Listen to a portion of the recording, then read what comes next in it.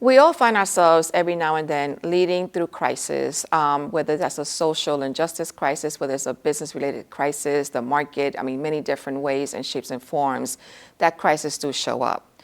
What I have learned throughout this journey is that the first thing we have to do as leaders is make sure we're not showing up as alarmists.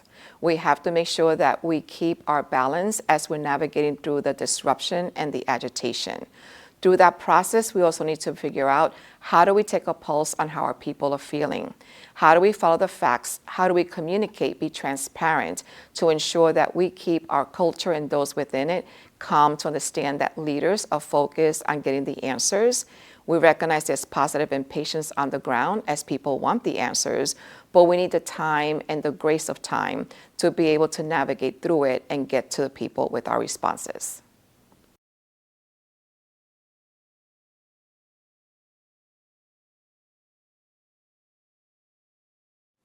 The hiring of chief people officer is such an important job because you want to make sure you bring someone on that has the experience of the HR practice, that understands the operational side of it, but that also has a really good way of showing empathy and care for people. How do you bring that all together to recognize that you're leading the culture of the organization?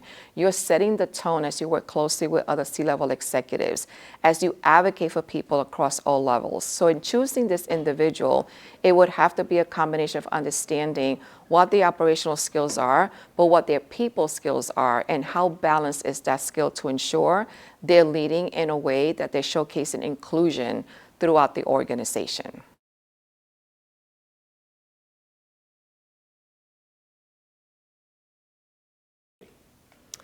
As I think about the future of HR and think about how it has existed till today, it definitely has served its purpose in ensuring that people are felt advocated for and that they've had opportunities throughout the organization. As we think about it going forward, I think now more than ever, is to ensure that HR is embedded into every part of the business, that HR has a presence with decisions that are related to the business, to the people, to the market, to the brand, everywhere. Because I believe that HR plays a significant role in ensuring that it is positioning the organization across the board in a way that is inclusive, in a way that people feel taken care of, and people, more importantly, feel heard and valued.